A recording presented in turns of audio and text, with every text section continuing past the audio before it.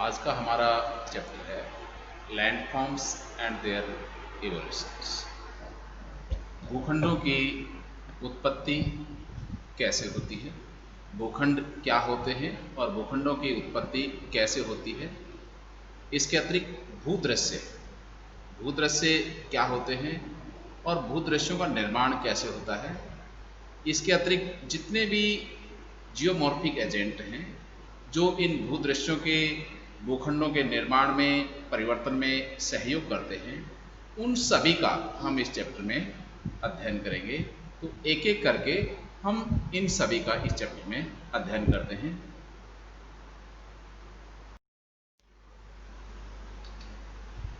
बच्चों, इस चैप्टर को 3 भागों में बांटा गया है।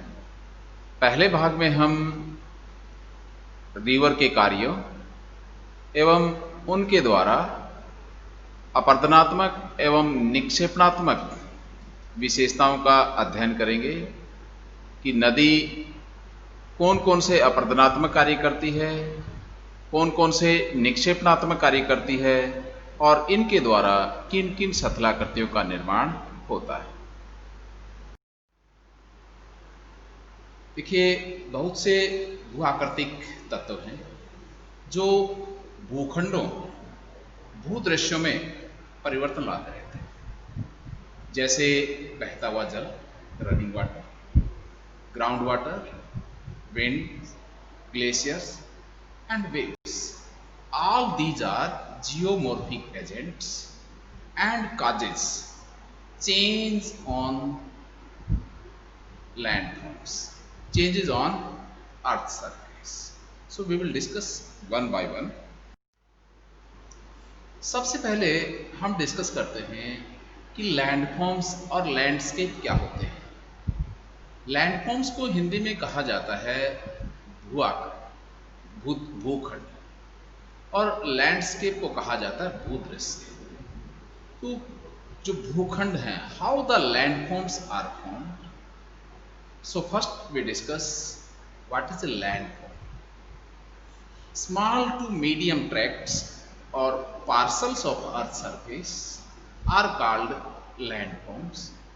For example, ocean, rivers, valleys, plateaus, mountain, plains and hill, etc. All these are the example of landforms। यानी भूखंड छोटे से मध्यम आकार का कोई भी भूखंड जो पृथ्वी के धरातल पर पाया जाता है लैंडफॉर्म्स कहलाता है। उदाहरण के रूप में ओशियंस, नदियाँ, घाटियाँ, पठार, पहाड़ियाँ, पर्वत, मैदान, ग्लेशियर, ये सारे के सारे क्या हैं? ये सारे के सारे भूखंड के उदाहरण हैं। तो भूखंड का मतलब है कि पृथ्वी के धरातल पर छोटे से और मध्यम आकार के जो भूखंड हैं वो लैंडफॉर्म कहलाते हैं। दूसरा है landscape. Landscape is made up of a collection of landforms such as hills, buildings, trees and plants. All these are together known as landscape। यानी हिंदी में कहा जाता है इसको भूदृश्य। भूदृश्य जब विभिन्न भूखंडों को ही या विभिन्न भूखंडों के समूह को ही भूदृश्य कहा जाता है। उदाहरण के रूप में पहाड़ियाँ हैं, नदी हैं, बिल्डिंग्स हैं, वृक्ष हैं एवं पेड़ पौधे, ये सारे के सारे भूदृश्य के एग्जाम्पल हैं।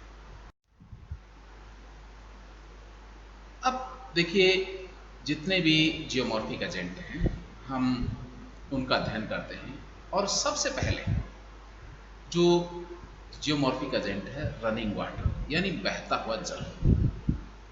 बहते हुए जल का प्रभाव विशेष रूप से जो आर्द्र प्रदेश हैं जहाँ पर बहुत अधिक वर्षा होती है वहाँ पर इस तत्व का प्रभाव सबसे अधिक होता है और पृथ्वी के धरातल को निम्नीकृत करने में महत्वपूर्ण भूमिका निभाता है। So in humid regions which receive heavy rainfall, running water is considered the most important of geomorphic agents in bringing about the degradation of land surface. There are two main components of running water. First one is overland flow on general land surface as a sheet, and second one है linear flow as streams and rivers in valley. तो इसके दो प्रमुख घटक हैं, बहते हुए जल के दो प्रमुख घटक हैं। पहला जो प्रमुख घटक है वो है overland flow on general land surface as a sheet, और दूसरा है लीनियर फ्लो। तो इसमें हम दोनों का अलग अलग से डिस्कशन करते हैं। ओवरलैंड फ्लो, ओवरलैंड फ्लो का मतलब है जब धरातल पर पानी विस्तृत रूप से बहता है, जब धरातल पर पानी विस्तृत रूप से बहता है तो उसको क्या कहा जाता है, उसको ओवरलैंड फ्लो कहा जाता है। और ये जो चादर अपरदन है, सीट अपरदन है, उसका एक महत्वपूर्ण कारक है। यानी जब धरातल के ऊपर पानी फैल करके बहता है तो धरातल की ऊपरी परत को ये बहा करके अपने साथ दूसरे स्थान तक ले जाता है, जिसको हम चादर अपरदन कहते हैं। दूसरा है लीनियर फ्लो, और हिंदी में कहा जाता है रेखिक प्रवाह। इसका मतलब है जब पानी नदियों में या छोटी सरिताओं के रूप में बहता है तो उसको लीनियर फ्लो कहा जाता है, रेखिक प्रवाह कहा जाता है। और जब पानी घाटियों में, नदियों के रूप में, सरिताओं के रूप में बहता है ढाल प्रवणता के अनुसार, तो ये किनारों के ऊपर और तलहटी में दोनों तरफ से अपरदन करता है और इरोडेड मटेरियल को, अपरदित पदार्थों को एक स्थान से दूसरे स्थान तक बहा करके ले जाता है। तो इस तरह से ये दोनों क्या करते हैं, पृथ्वी के धरातल पर विभिन्न प्रकार के जो भूखंड हैं उनमें परिवर्तन लाते हैं। अब देखिए, जो पृथ्वी के धरातल पर विभिन्न प्रकार के जो भूखंड पाए जाते हैं, इनका निर्माण प्रवाहित जल से होता है और प्रवाहित जल से निर्मित प्रत्येक अवस्था को स्थल रूप संबंधी विशेषताओं का यहाँ पर वर्णन किया गया है। पहले है स्टेजेस ऑफ द रिवर्स, यानी रिवर की अवस्थाएं, यानी रिवर की उत्पत्ति कैसे होती है, ठीक है, और कैसे कैसे नदी बहती है, उन सभी प्रक्रियाओं को 3 चरणों में बांटा गया है। पहला है यूथ, यानी हिंदी में कहा जाता है युवा अवस्था। इस अवस्था में नदियों की संख्या बहुत कम होती है तथा पानी की मात्रा भी कम होती है एवं नदी कम गहरी घाटी का निर्माण करती है। इसमें जल विभाजक अत्यधिक विस्तृत व समतल होते हैं, जिनमें दलदल व झीलें होती हैं। इस क्षेत्र में जब नदी बहती है तो जलप्रपात एवं अक्षिप्रिकाओं का निर्माण करती है। So during this stage the small streams that join the main rivers are less and has less integration and formed V-shaped valleys, that is shallow V-shaped valleys are common in these regions. Stream divides are swampy and marshy, and rivers forms various landforms such as waterfall and rapids. नदी की जो दूसरी अवस्था है वो है mature, जिसको हिंदी में कहा जाता है युवावस्था। इस समय मुख्य नदी में दूसरी सहायक नदियां बहुत आकर के मिलती हैं, जिसकी वजह से पानी की मात्रा बहुत अधिक होती है। और जब नदी बहती है तो वी शेप, गहरी वी शेप वैली का निर्माण करती है, यानी वी आकार की गहरी घाटी का निर्माण करती है, और किनारों पर चौड़े बाढ़ के मैदान बनते हैं। इस क्षेत्र में जो विसर्प हैं वो सामान्य रहते हैं, यानी इस दौरान नदी विसर्पों का निर्माण करती है, लेकिन दूसरी तरफ जो रैपिड्स और वाटरफॉल हैं वो डिसअपियर हो जाते हैं। So second stage is known as mature. During this stage a number of small streams that come from different region join with the rivers. As a result, the quantity of water is, we can say that, sufficient or enough, and when the river flow create or form deep V-shaped valleys. Floodplains are wider and meanders are formed in this region, but rapid and waterfall disappear in this stage. तीसरी अवस्था है वो है व्यर्धावस्था। नदी की ये व्यर्धावस्था कह सकते हैं। इस अवस्था में जो छोटी छोटी नदियां आकर के मिलती हैं उनकी संख्या थोड़ी सी कम हो जाती है। दूसरे, यहाँ पर नदी जेंटल स्लोप एरिया में बहती है, यानी ढलान होता है वो बिल्कुल सामान्य होता है, और नदी अपने साथ अनेक प्रकार के कंकड़, पत्थर, रेत, मिट्टी, बजरी, गारा, अवसाद इत्यादि बहा कर लाती है, जिसकी वजह से नदी में जो सेडिमेंट का लोड है वो बढ़ जाता है और पानी का बहाव धीमा हो जाता है। इस दौरान नदी बाढ़ के मैदानों का निर्माण करती है, प्राकृतिक तटबंध और ओक्सबो लेक इत्यादि सतलाकृतियों का निर्माण करती है, और ये अधिकतर सतलाकृतियां समुद्र तल की ऊंचाई के लगभग समानांतर ही होती हैं, यानी इनकी ऊंचाई ज़्यादा नहीं होती। इनकी ऊंचाई समुद्र का जो लेवल है उसकी ऊंचाई के लगभग बराबर होती है। अब हम बात करते हैं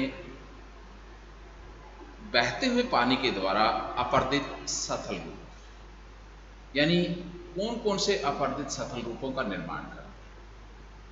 और सबसे पहले है वैलीज, घाटियां। तो हम यही डिस्कस करते हैं कि वैली क्या होती है। A valley is a low area between hills और mountains, typically with a river running through it.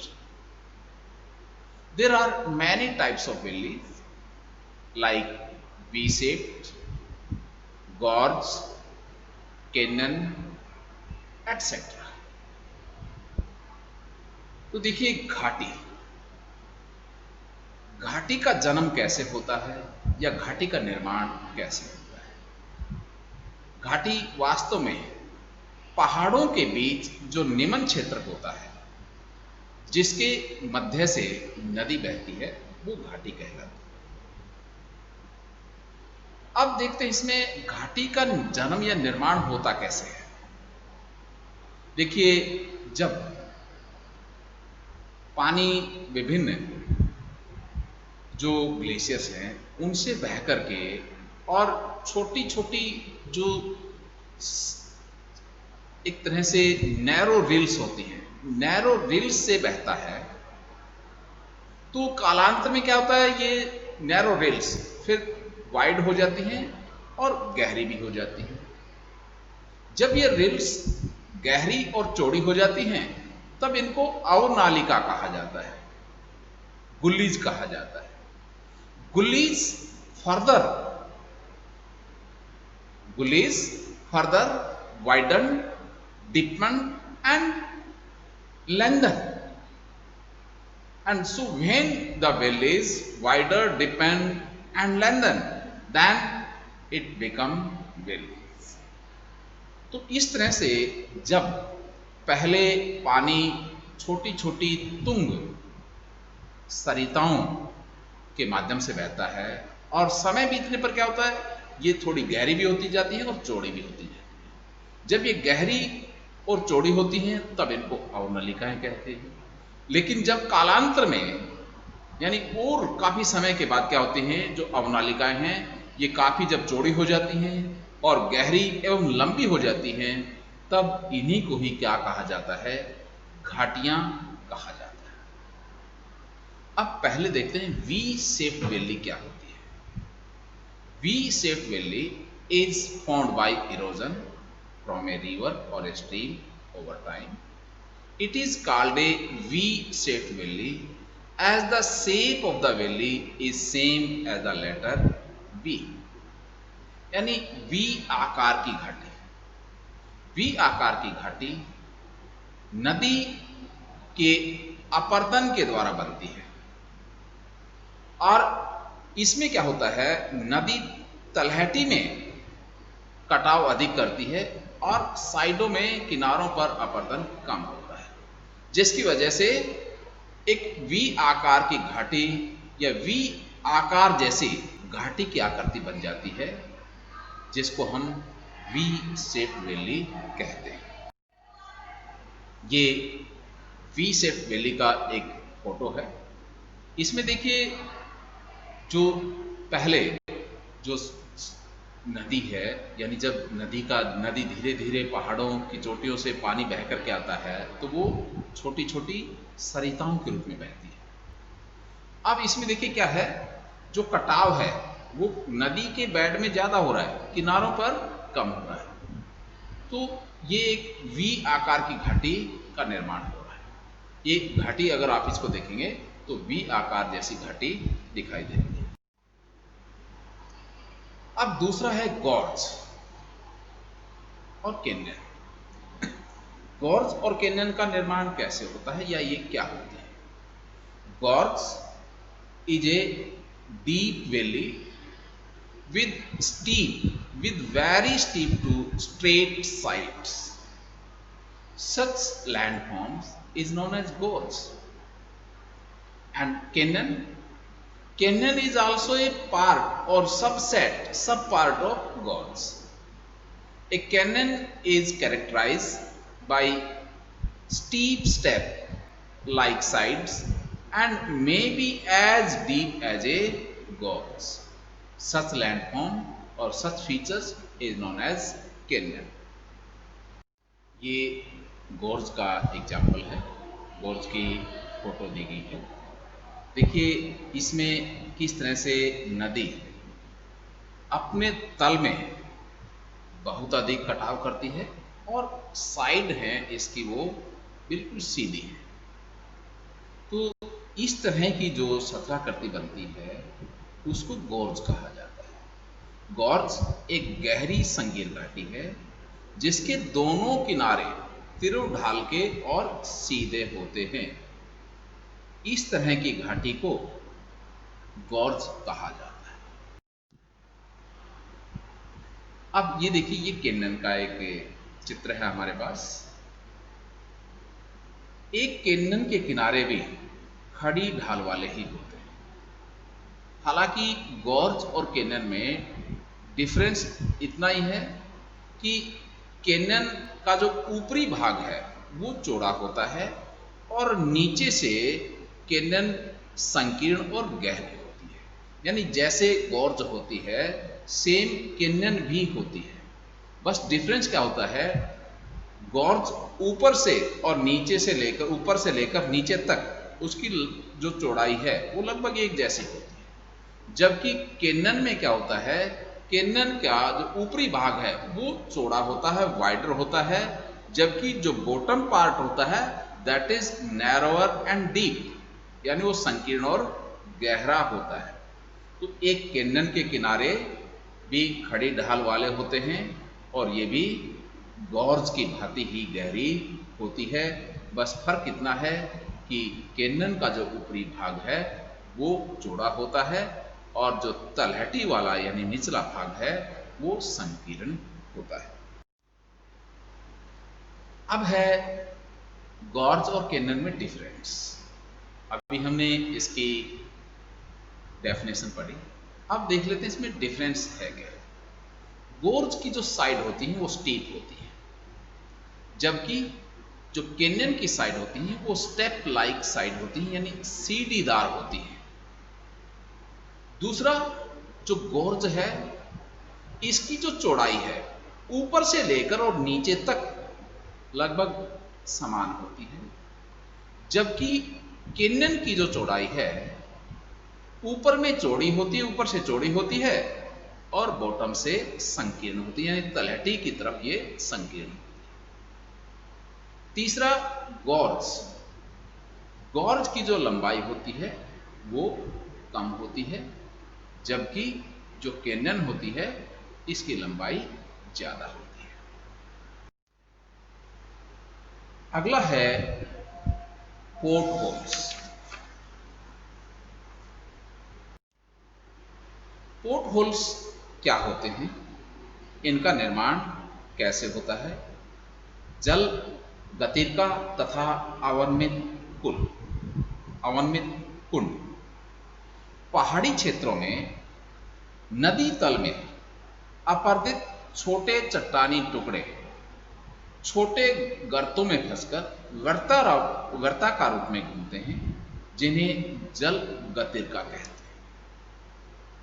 एक बार छोटे व उथले गर्तों के बन जाने के बाद नदी में जो कंकड़ पत्थर आते हैं वो इन गर्तों में एकत्रित हो जाते हैं और प्रवाहित जल के साथ घूमते रहते हैं और धीरे धीरे इन गर्तों का आकार बढ़ता जाता है। यह गर्त जब इनका आकार बढ़ता जाता है तो ये गर्त आपस में मिल जाते हैं और कालांतर में नदी घाटी गहरी हो जाती है। जलप्रपात के तल में भी एक गहरे व बड़े जल गतिका का निर्माण होता है, जो जल के ऊंचाई से गिरने व उसमें शिलाखंडों के वर्ताकार घूमने से निर्मित होते हैं। जलप्रपातों के तल में ऐसे विशाल व गहरे कुंड अवनमित कुंड कहलाते हैं, यानी port holes. These are the circular depression in the bed of rivers. These are formed by the abrasion of flowing waters. When several types of pebbles, boulders, gravels, etc. flow with waters, these get collected in these holes and rotate continuously with water. This make the depression wider and deep. Such circular depression are known as portholes. But when these become wider and deep, they keep valley deepened, and at the foot of the waterfall, they become wider and deeper. And when several such depressions get mixed, a deep valley is formed. Such deep valley is known as plung pool.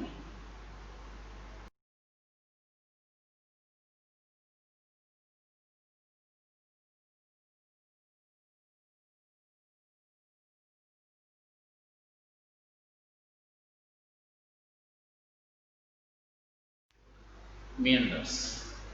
Hindi में कहा जाता है नदी विसर्ग।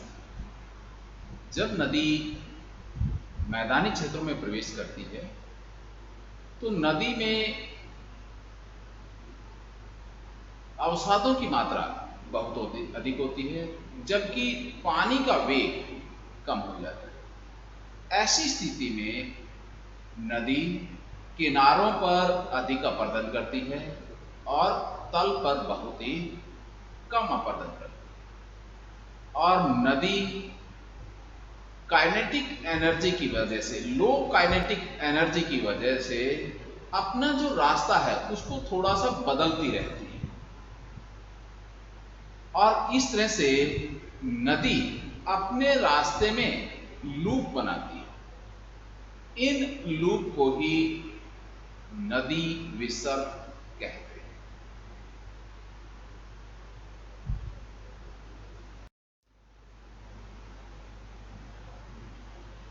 ये अगला है बच्चों रिवर टेरेस, नदी वेदिकाएं। ये नदी वेदिकाओं का एक चित्र दिया गया है और इसमें दिखाया गया है कि नदी किस तरह से टेरेस का निर्माण करती है। अब देखिए नदी वेदिकाएं वास्तव में होती क्या है, इनको नदी वेदिकाएं क्यों कहा जाता है, इसके बारे में हम यहाँ पर डिस्कस करेंगे कि नदी वेदिकाएं क्या होती हैं।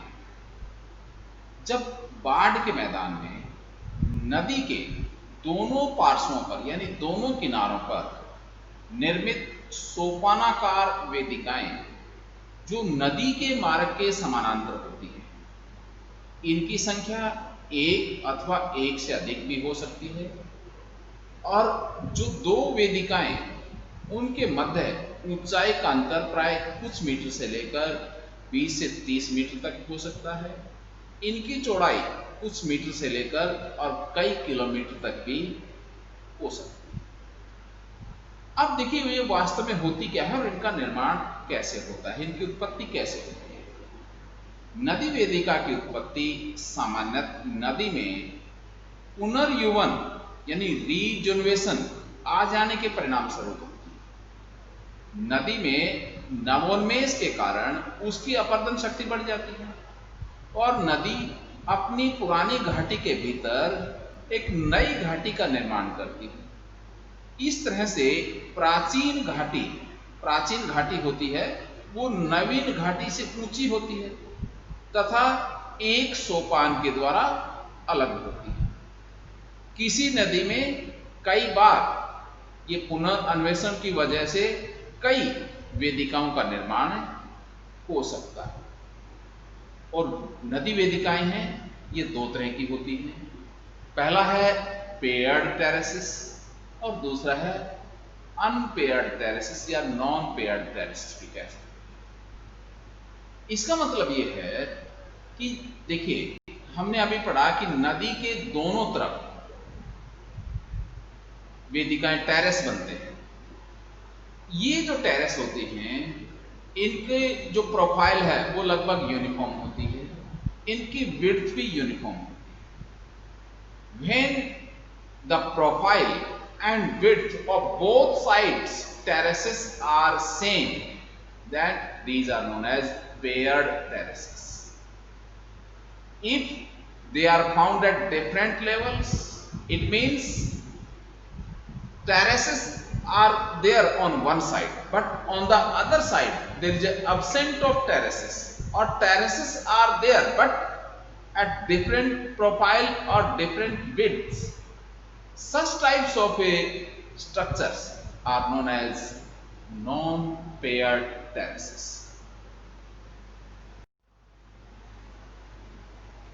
अब यहां पर इसके कारण भी दिए हैं कि reason for the formation of river terraces.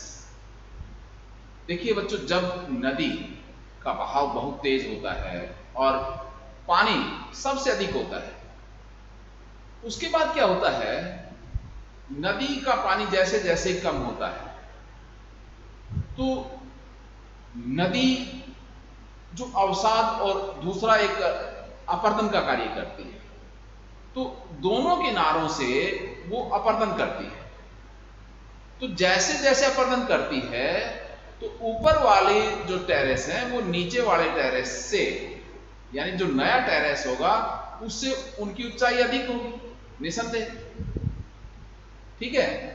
और फिर ऐसे जैसे जैसे पानी का बहाव कम होता जाता है, पानी की मात्रा कम होती जाती है, तो नदी का जो रास्ता है वो धीरे धीरे पतला होता जाता है, संकीर्ण होता जाता है और अपनी पुरानी घाटी के अंदर ही नदी नवीन घाटी का निर्माण करती है। ऐसा कभी कभी टेक्टोनिक्स अपलिफ्टमेंट के कारण भी हो जाता है। भूमि का एक भाग ऊंचा उठ जाता है और दूसरा भाग नीचा हो जाता है, तो टेक्टोनिक एक्टिविटी की वजह से भी हो जाता है। क्लाइमेटिक चेंज की वजह से भी रिवर टेरेस का निर्माण हो जाता है। और sea level changes in case of river closer to the sea alluvial plains, इसकी वजह से भी क्या है, टेरेसों का निर्माण यानी नदी वेदिकाओं का निर्माण होता है।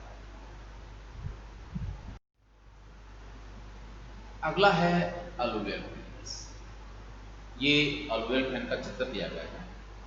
बच्चों देखिए, इसकी जो आकृति है वो पंखे की आकृति जैसी है, इसलिए इसको अलुवियल फैन का नाम दिया गया है। अलुवियल क्यों कहा गया है? क्योंकि ये जो आकृति है ये अवसादों के जमने से बनी है। जब अवसाद पंखे की आकृति में जम जाते हैं तो उन्हीं को अलुवियल फैन कहते हैं। अब ये जमते और ये जो जमा करती है उनकी आकृति पंखे की आकृति जैसी होती है, इसीलिए इन अलुवियल जमाव को अलुवियल फैन कहा जाता है या जलोढ़क पंखे कहा जाता है। ये अलुवियल प्लेन का एग्जाम्पल है।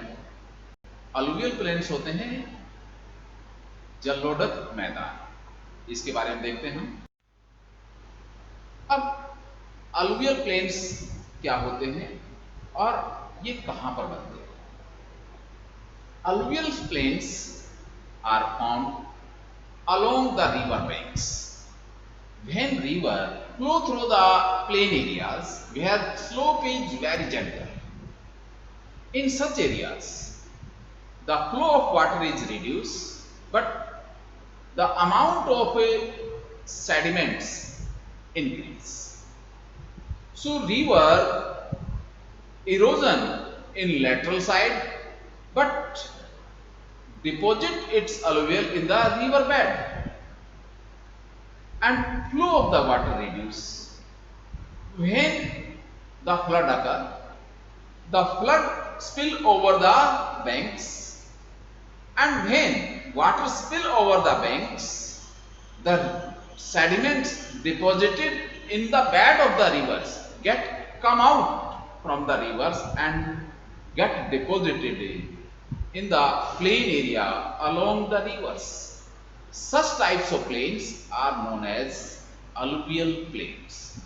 Alluvial plains are very fertile plains and these are considered most suitable for the cultivation. These alluvial plains are divided into two parts, Khadar and Bangar. Now we discuss which plains are known as Khadar and Bangar.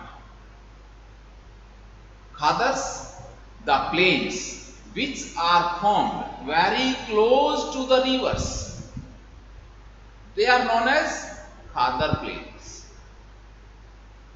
And Khadar plains are the plain where flood water reaches every year. So a new layer of sediments every year get deposited on the surface.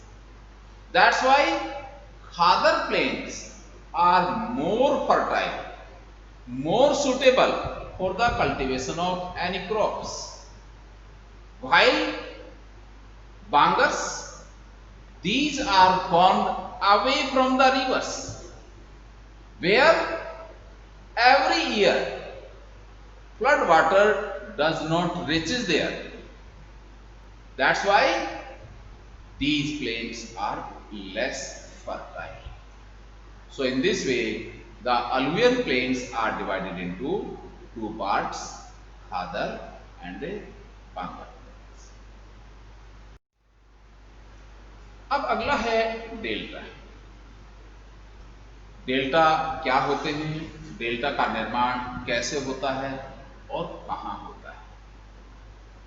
देखिए, जो word delta है ये Greek भाषा के त्रिभुजाकार स्थल भाग के लिए प्रयोग किया गया है। तो पहले हम यही देखते हैं कि डेल्टा का निर्माण कैसे होता है। When the river reaches close to the sea, when the river reaches close to the sea, the slope of the surface is very gentle.